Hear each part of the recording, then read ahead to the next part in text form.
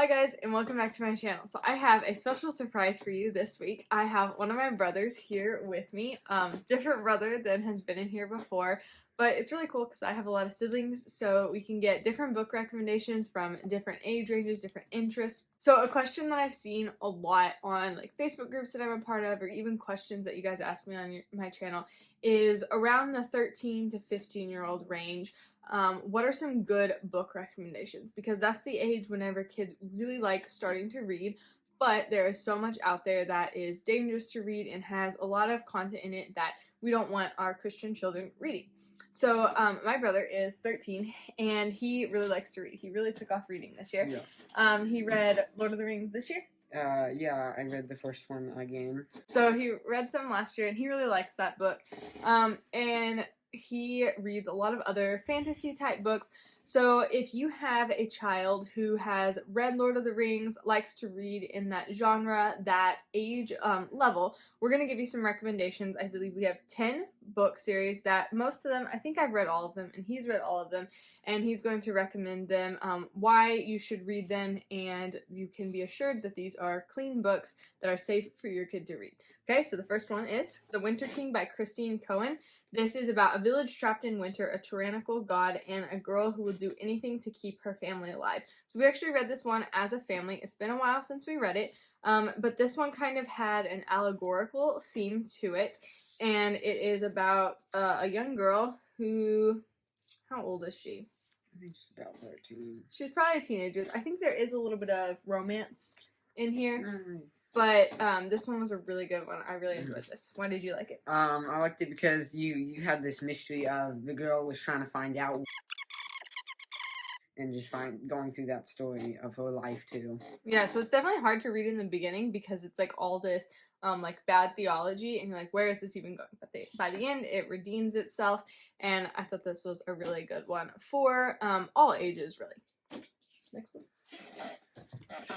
Next book is Landon Snow by R.K. Mortenson. I think I've recommended this on the channel before. I read this when I was about 13. This one is about a kid who reads books and then he falls into the books and kind of his adventures in there. So it's really neat and it has that literary part. This one is also a little bit allegorical. There's the author who's like the author of everything. Why do you like this book? Yeah, I'm not thinking about this one. This one, the things that I remember about it was the kid is about the teenage age range, and his friend is a horse chess piece. So that's really fun. Yeah, and he I think in the beginning, when he first falls in, he's like at his grandparents' house, and I don't think he wants to be there, right? And I think so, yeah. And then really he finds his grandpa's Bible in his room, and starts reading through it, and it does have like Bible verses mentioned in there, and I think in the world that he falls into, there's also a little like Bible stuff in there. Right. So there's a lot of themes of Bible and Christianity in here. I don't really know anything about the author. I was just looking, and there's no bio in here, but there are five of these. And they were really enjoyable. I absolutely loved them when I first read them, and you read through all of them, yes. And I think my other siblings have read them too. Next is something that I totally loved whenever I was a teenager, and I recommended them to a lot of people, and that is Kingdom's Dawn by Chuck Black. There's actually 2 series by him. Mm-hmm. The other one's like the Knights of Arithtrek. So this is, again, allegorical. And how would you describe this story? Well, I like it because it's kind of going through Jesus' life. So I think you're from the perspective of either Jesus or one of his disciples, and you're following him along, and then so there's like the prince from over the sea who comes. So we have like the kingdom across the sea, and then he comes over here, and it's about basically the prince like gaining followers. There's the enemies who hate him. So it's really similar to like New Testament, like Pharisees. Yeah, there's like sometimes I'm pretty sure in one of the books somebody does get their hand chopped off though. Okay, so maybe a little bit of violence. Yeah. But I really enjoyed this. It even has a little song in the back, which I thought was really cool when I read it. And I like just the fact that there's Christianity in here. There's even discussion questions that relate it to the Bible. And there are, how many of these? There are 7, I believe, of the Kingdom 7 series. of these, and then there's a whole other series that goes off of like each night that you meet in here. So these are really neat books. They're short, but if you like any kind of like night stuff, I think these are really neat books. Okay, then the one that I've talked about so much, because I feel like in the Christian homeschool world, these are very popular books, and that is the Wingfeather Saga by Andrew Peterson. So the first one is On the Edge of the Dark Sea of Darkness. I have read this twice, I believe, and we've read it as a family twice. We just finished it for the second time. So these are very well loved in our house. This is about 3 siblings, Janner, Tink, and Lily Igby, and their trusty dog, Nugget. They escape from the vicious fangs of Dang, who seek the lost jewels of Eneria. So there's a lot of questions, especially in this first book. So there's 4 books total. And there's a lot of questions in here. You don't really know what's going on. Who are these fangs? Why are they looking for the jewels? What are the jewels? But this is just a really well-written story, I think, and by the end of it, you're totally invested and wish that there were more than 4 books. He's also a songwriter, and I really like his music, so if you go check that out, it's really neat. What would you say about this book? Oh, you reading it the first time, you'll get so invested if you like this kind of genre, and you'll fly through those first 4 books, and then you'll be like, wow, we've the gone series a long definitely way. ends on like a cliffhanger. Yeah, and it you're does. just like, why does it have to end? But there's a lot of like world building in here. Yeah. There's different like arts in there. Like Lily's really good at music, and there's a lot of adventure, and kind of similar to like how Tolkien creates this whole world and creates like languages based off of these people, obviously in a much lower and inferior way, but Andrew Peterson kind of does the same thing. He has footnotes that really make you feel like he's biographically writing about right? Here we are. Because it's Here we are. And so you kind of feel like you're really there, and he has great like drawings in here. And I really like these books, and there's also a cartoon series that they're making loosely based off the books. It's not exactly the same story, but it's very similar. So next is the Dragon King Trilogy by Stephen Lawhead. I actually mentioned this in the last video that I did, my Q&A, and I believe we read the first one in the Hall of the Dragon King as a family, and then you recently read all 3 of them and really liked them. So this is very fantasy. Yes. Like Stephen Lawhead writes a lot of stuff based off of like Middle Ages type stuff, and this does say juvenile fiction on the back, so it is less mature than his other books that he's written. We have a Quentin in here, which is also a Quentin in the Chuck Black books. Yeah. The only thing I'd say that would be bad about it is in the last book, there is this like kind of god conqueror guy. He does get stabbed like in the chest by a sword, and not very much. Like, even though there's a lot of fighting and battles, and there's not really, he doesn't describe blood at all. It's just kind of like, so it's definitely more of an adventure fantasy book, but not necessarily anything bad. Just a little bit of there is a little like, I think he does get married in this book to a girl, but they're at that age where it's fine. Yeah. So my dad really liked these, and he's really liked them. I'm not so big on fantasy, but I've heard that these are really good if you do enjoy that type of medieval fantasy type book. Okay, next is the Chronicles of Prydain by Lloyd Alexander. This is the first one. There are 5 of these as well? Yeah, 5. And these are really good books. Very much like more of a modern Tolkien type book. They were published in 1964, so not too far different, but these were interesting. I did some research one time on the author, and saying that he basically was the one who brought existentialism to America, and he was very well known for his books at the time, and they've kind of been forgotten today, but these will probably be considered a classic work, in 100 years. But I've read these. We listened to the audiobook of the first 2 as a family. Was the audiobook good? I don't remember. Yeah, the audiobook was, I don't remember who did it, but he did the voice. My favorite character in there is Gurgi. Oh, yeah. He is crunching and munching. Yeah. So, basically, we are in Prydain, and there's this pig called Hinwin who is an oracle, can basically, like, tell the future. and he goes missing. Is it he or she? I think it's a she. Yeah, it's a she. So she goes missing, and Taryn is going after her to find her. And basically, he goes off of his farm where he's sheltered and encounters the evil world that is outside of his farm. So you go through these 5 books, and you see him meet all these new friends. Like you mentioned, Gurgi is just great and very great comic relief. And you fight the bad guys, the Horn King. It can be a little scary. I mean, the picture, I feel like, makes it more scary than the actual book is. But I think good definitely wins in the end. And you have a good story of good and evil, and kind of like an Odyssey. Yeah. So he's going through different places, and you get to see different climates and cultures, I feel like, in there. What do you think? Kind of everything you said. I like it. It's been so long. I've only read the first 2. I never finished them. I feel like I just didn't really like them because the last one that we ended on was the 3 witches. And it was that one was kind of. So there is more magic in these and more evil, I feel like. So maybe an older audience than the rest of these books that we talked about, but still, they're still good and clean, just maybe a little bit more mature. Yeah. The next one of my personal favorites, The Mysterious Benedict Society by Trenton Lee Stewart, and there are 4 of these. I think there's 4.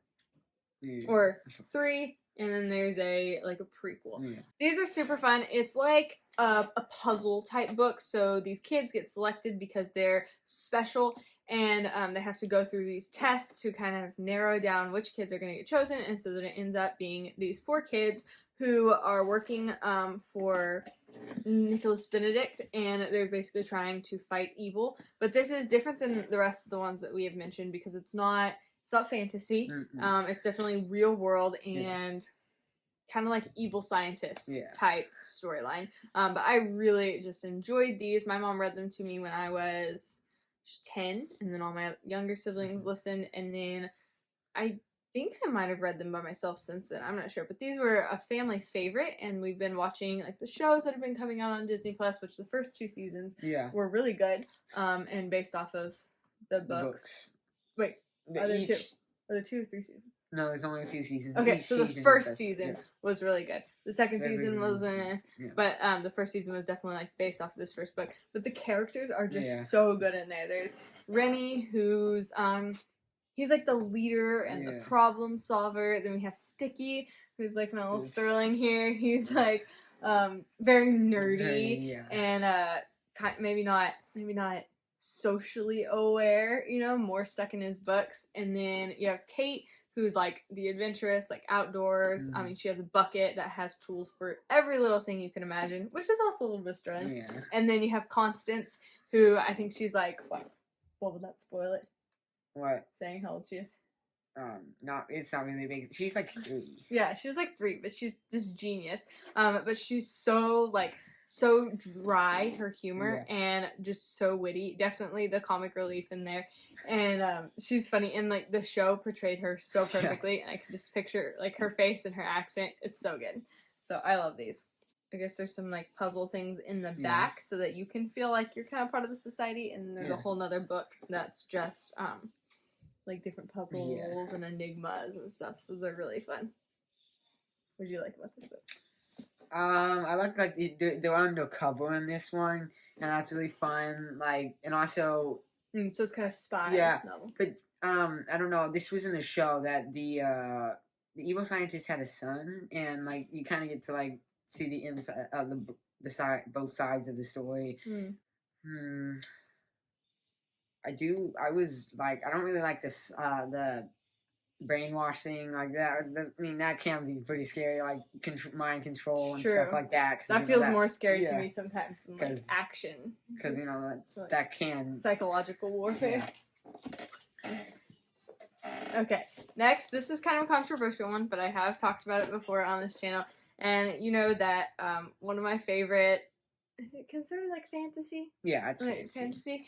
Is Harry Potter. So especially the first 3 are just amazing because you feel like a kid going to this special school, Yes. and I mean Harry knows nothing about where he's going, and it's a surprise to him and it's a surprise to us, so you get to like experience it all through his eyes, and there's just different people, different creatures, and I don't know what the appeal is in these books, but they're just so good, and so many people like them, and she really shows the war between good and evil just in a really spectacular way. There's even such good quotes from in here saying like that there's light even in the darkest of places if one only remembers to turn the light on.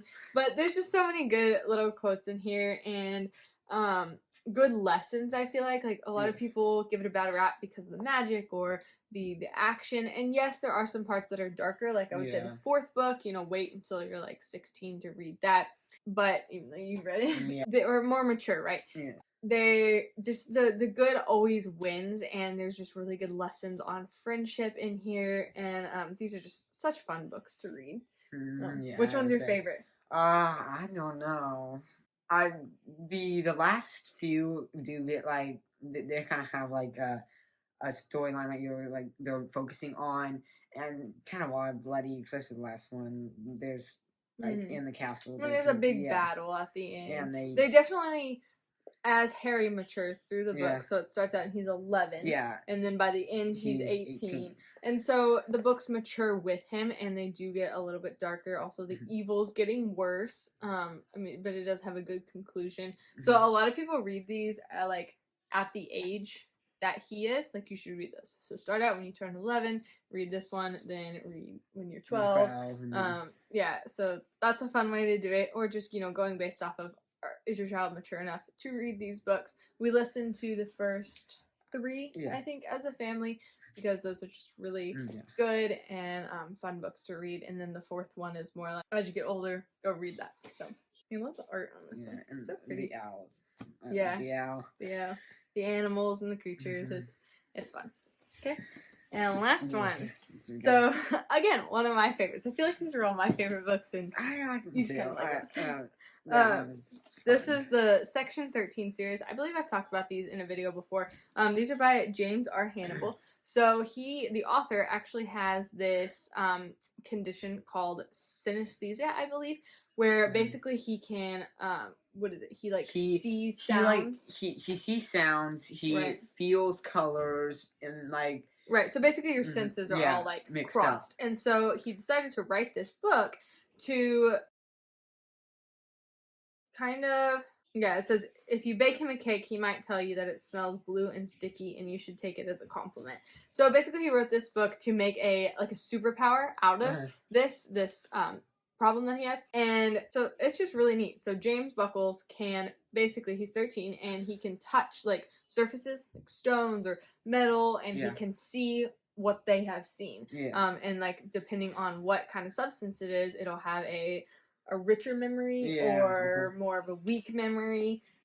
It is very historical. Right. Like, one of the characters in here is like crazy with all the history of the London, and you get to learn a lot of stuff about. So the first one is about the Great Fire of London. That's why I love these books, is because they touch on history, each one. So the first one is the Great Fire of London. Yes, the second one is about the crown jewels, right? Oh, was that the crown jewels of Russia? Yeah. Okay, yeah, Russia. The crown jewels of Russia, and then the last one, I don't know what that is about. I can't remember. So there's 3 of these, and I just really enjoy them because it is kind of like that mystery aspect of going back in history and figuring out, okay, what really went on here. And so you're learning history at the same time as you're just enjoying this really great, fun story. I hope he writes more books because they're just really good. I like them. When did this come out? This one was written in 2016. That's not too bad. So probably. Yeah, there could be more. Yeah. But yeah, I really enjoyed just like the history in this, and the characters are fun. I think, is there a little bit of romance in here? But it kind of holds off to the end, right? Yeah, there is. He, as I said, there's like a girl in here who's really smart. In the first book, it's just kind of they're just good like friends, and there might be a couple like mentions, teasing, maybe. But do they grow older in the book? Yeah, but not very much. Like, he might turn a few years older. Like maybe 15 Yeah. by the end. And you also have to keep with the story because sometimes it can be slow with the all the history little lessons in there. You can kind of get bored and walk off, but it gets good. That one's also kind of like steampunk type style. Like it's got the little inventions, the flying beetles, all those neat things. Yeah. The actual 10th book is The Ranger's Apprentice by John Flanagan. This one, I like to describe it by basically taking the character of Aragorn and creating this whole world based off of him. The Rangers with their shadowy ways have always made him nervous, and now 15-year-old Will has been chosen as a Ranger's Apprentice. But what he doesn't yet realize is that the Rangers are the protectors of the kingdom who will fight the battles before the battles reach the people. So basically, he's a ward of the castle, and they're all getting chosen for different guilds, basically. And he gets chosen as a ranger, which is seen as like you were the discarded one. You got like the worst job. And then he learns that there's so much more to it. Yeah. I really enjoyed these books. There's 13? Yeah, I think there's 13. There's a lot. It's a 13, long story. Yeah. But I feel like I have learned like so many tracker stories and like how to like shoot a bow and arrow. Like I feel like I actually learned things from here because Will has to learn them and he has to be a good ranger. He has to learn how to blend in the forest and how to shoot the recurve bow and all those neat things. So I enjoyed this kind of, you know, it's kind of medieval time period. And you have like the different friends, like one's a knight and one's a cook. And one's like he's like a bully in this book, but in the third and like I think third or fourth book, he goes to this school and he gets bullied, and then you'll start feeling compassion for him, and they become friends. And so you have some great character development with one of the characters, and then you get these great lessons of friendship and even like mentorship with Holt and Will, and you know, seeing how valuable it can be to be around older, more mature people. There are a couple of marriages in here. I would say this one's probably the heaviest, maybe on the romance side. Well, see, with Holt and Ned, you don't really get a lot of romance. They just like get married.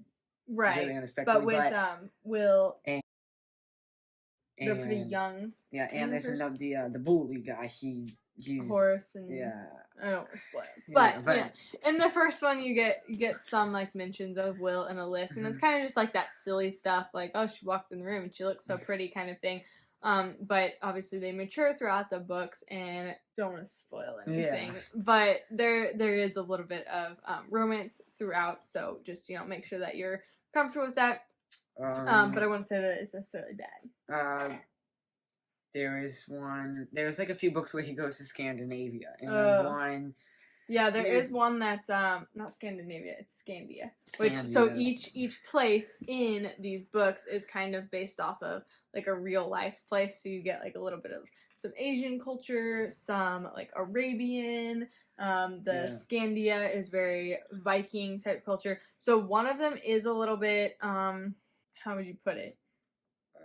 I guess more mature is the best word for it. It basically, he's like on drugs the whole time, but he doesn't know it, right? Like they just give him like someone, because he's a slave, and they give him like a plant. They say, you know, if you chew this, then it'll just make your life a lot easier because it's really cold outside. And so you kind of have that throughout the book. But it has a good like resolution to it. Like he realizes that it was wrong and he gets away from that. So.